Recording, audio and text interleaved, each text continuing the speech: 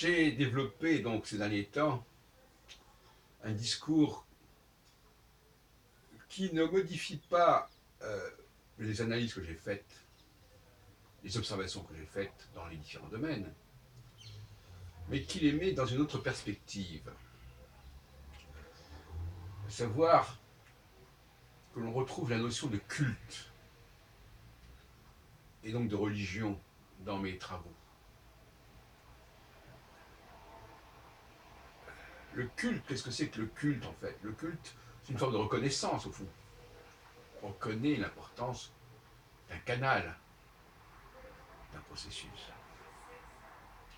Et donc là, nous avons affaire, selon moi, à trois cultes parallèles et qu'il faut mener éventuellement de front. Le culte des femmes, qui nous met en contact, en quelque sorte, d'après mes théories, avec les créateurs de notre monde, au niveau de ce qu'on appelle dans le récit de la création le chapitre premier, où l'on crée le cosmos, où l'on crée l'androgyne. Deuxièmement, le culte du peuple hébreu, qui nous renvoie à l'après-Babel, car Babel, c'est la dispersion des peuples. Et par conséquent, le choix, l'élection d'un peuple, c'est remettre en question cette dispersion. En disant que Babel, on est passé donc de la tour de Babel qui unifie les peuples autour d'une seule et même langue, à la dispersion des peuples, et à nouveau, quelque part par réaction, le choix d'un certain peuple pour polariser, pour focaliser le processus. Ce peuple étant le peuple hébreu. Mais on ne comprend pas le peuple hébreu et l'élection du peuple hébreu sans comprendre Babel. Et après Babel, il y a l'alliance avec Abraham, précisément. Or, l'alliance avec Abraham, c'est justement la mise en place du peuple hébreu, confirmée quelques millénaires plus tard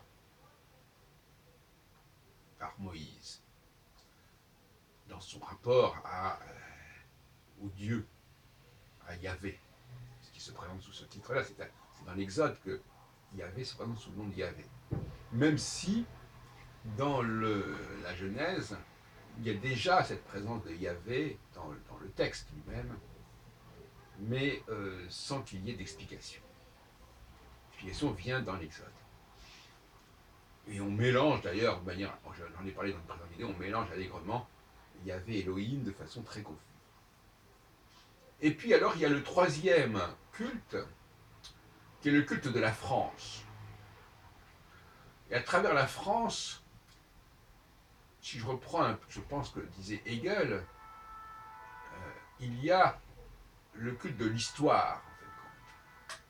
L'histoire en marche, qui conduisit d'ailleurs Beethoven à une symphonie qui s'appellera par la suite héroïque, la numéro 3, mais qui au départ était consacrée à Napoléon. Un Napoléon entrant justement, les armées de Napoléon entrant en Allemagne. Et donc nous avons ces trois cultes, et l'Europe, l'Union européenne, ne fait sens que par rapport à la France, en fait. Parce que l'Union européenne a besoin d'un centre.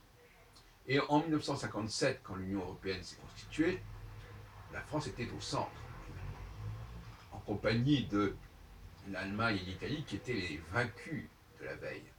Sans parler bien sûr du Benelux, qui aurait peut-être été, d'après ce qu'on m'a dit, à l'origine de cette dynamique européenne. Bon.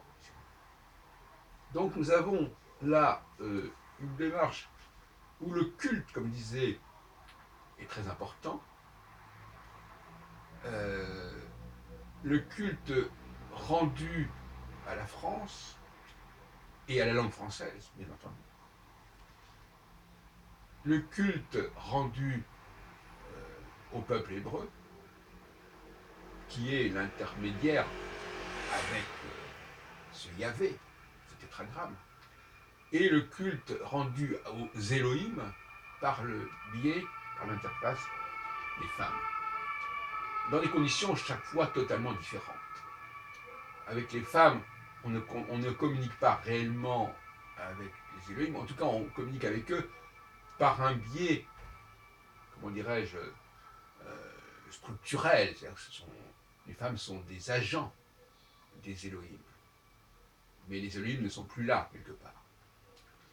Avec Yahvé, on a quelque chose de beaucoup plus de l'ordre affectif, de l'ordre de l'alliance. Et avec la France, eh bien, avec la France, il y a tout un processus historique, philosophique, sur lequel je ne reviendrai pas ici. Mais cette France, elle a, comme j'ai dit dans un précédent causerie, elle a une vocation impériale absolument majeure à assumer. Et elle ne doit pas rester étriquée comme elle l'est actuellement, car c'est bien ça le problème, à vouloir se replier sur l'Hexagone et sur une vision étroite de la francité.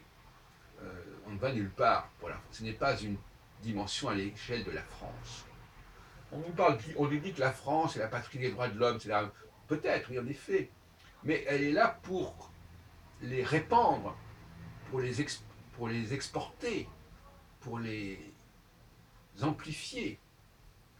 Et donc, elle n'est pas là pour se replier sur elle-même. Voilà ce que je voulais dire. Comme dirait Malraux, le XXIe siècle n'existera pas sans une dimension spirituelle. Et bien là, je suis en train de montrer que notre civilisation du XXIe siècle sera une civilisation marquée par une certaine forme de religion. La religion, sous ses différents aspects, comme je viens de le dire, étant ce qui, au fond, est déterminant et crucial.